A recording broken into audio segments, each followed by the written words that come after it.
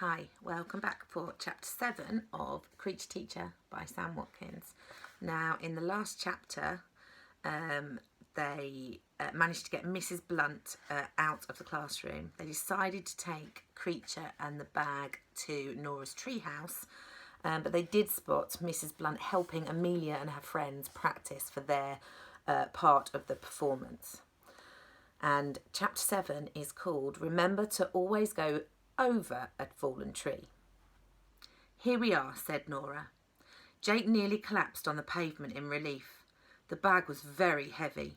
He looked up at the huge, rambling old house that Nora had stopped outside. You live here? He said, surprised. My house is only up the road. Cool. And I live round the corner, said Woodstock. We can walk to school together if you like. He started opening the gate. Nora stopped him.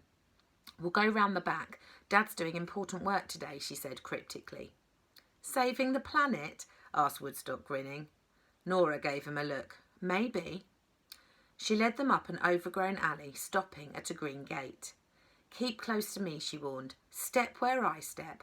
Don't touch anything. Don't make sudden movements. Jake giggled. Can we breathe?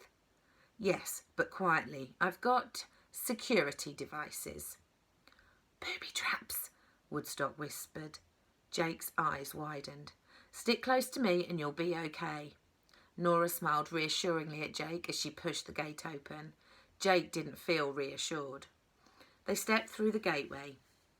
Jake whistled. Monstrous plants towered over him, with flowers that looked like they could eat you alive. Nora set off through the dense undergrowth, shouting instructions. Jake tried to keep up, but was slowed by the bag. Soon she was completely out of sight. Her voice floated back faintly. Around the puddle. Under the fallen tree. Wait, Jake shouted. Under or over? No reply. Woodstock crawled up behind him. Over, he said. Jake heaved the bag up and started to climb over the fallen tree. Under, came a shout from over his head.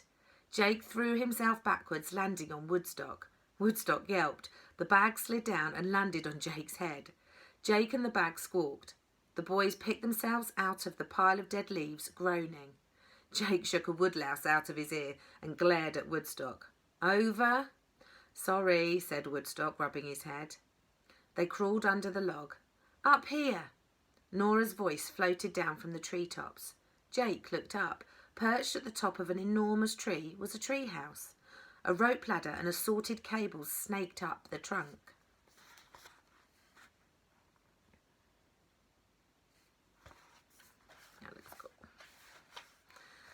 He slung the bag over his shoulder and started to climb. Every muscle in Jake's body screamed as he climbed, and he could hear frightened squeaks coming from the wildly lurching bag. Gasping for breath, he reached the hatch. It flew open, and Nora reached down, grabbing the bag from him. Thanks, Jake panted, hauling himself through. He stood up and gasped.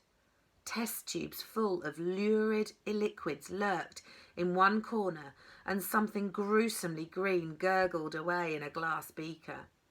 A rickety bookcase leaned against the wall, stacked with hefty books with titles like Learning to Love Gravity and Rocket Science for Beginners. Nora smiled proudly. Welcome to my laboratory. Woodstock's fringe flopped up through the hatch, followed by the rest of him. They stood looking at the whimpering bag. We should get him out, Nora said. He's not happy. Okay, said Jake. He spoke to the bag. Mr. Hyde, Creature, I'm going to let you out. Try to be good, okay? The bag twitched. Nora leant over.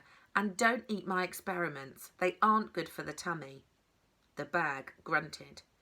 Jake held his breath and unzipped the bag.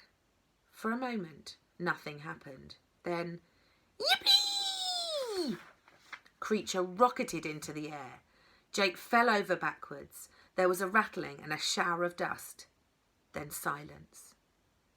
Jake peered around. Where'd he gone? Aha, there he was, crouching crossly on a beam in the roof. Okay, Jake said, eyeing him nervously. We've got to turn Creature back into Mr. Hyde before tomorrow night. By the morning, really, said Nora, so we can practice the poem. Yeah, but how? Asked Woodstock, twiddling his fringe thoughtfully. Nora took a medical encyclopedia from the bookshelf and started flicking through it. What would make him change in the first place? Jake said. Maybe it's an allergic reaction, said Nora, pointing to a picture in the book. Woodstock shook his head. An allergic reaction brings you out in a rash. It doesn't turn you into a crazy creature. There was a cackle from the ceiling. They looked up. Creature was gleefully swinging from the light bulb like a trapeze artist. He let go, flew through the air and landed on the bookcase, causing it to wobble dangerously. Learning to love gravity, slid off, fell through the air and landed, whoomp, on Woodstock's head. Ow! Woodstock yelped. You'll wreck my treehouse. Nora's cheeks were flushing with anger.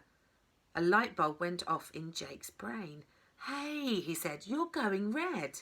Am I? Nora said, putting her hands to her cheeks. It's great, Jake said excitedly. It's sort of what happened before Mr. Hyde changed. Barnaby wrecked his solar system. He got really angry. Nora clapped her hands. Of course. When he gets angry, he changes into creature. Would making him happy change him back then? Woodstock wondered. He pulled out his sketchbook and started scribbling. What are you drawing? Jake peered over. Woodstock held up a picture. A grinning creature lounging by a swimming pool, wearing sunglasses and slurping a huge ice cream. That's brilliant. Show it to him, said Nora. It might make him change back. Creature, I've drawn your portrait, Woodstock called. No answer. Creature had disappeared again. Where's he gone? Nora gave a shriek. Creature was squatting among the paraphernalia on Nora's desk. He was clutching 2 test tubes, one full of green goo, one fizzing with orange stuff. My stink bomb! Nora cried in horror.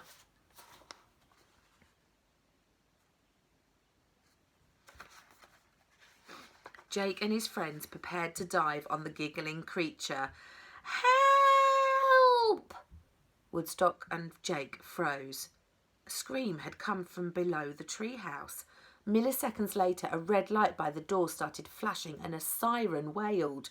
Creature dropped the test tubes and shot behind the bookcase, gibbering in fright. What's happening? Shouted Jake, hands over his ears. Nora walked calmly to the door and switched off the siren. She smiled grimly. Someone's caught in my trap. And that's the end of chapter 7. Chapter 8 is Rule 8, tell no one about the top secret treehouse, except no one has been, or no has been crossed out, and so it says tell everyone about the top secret treehouse. See you next time for chapter 8. Bye.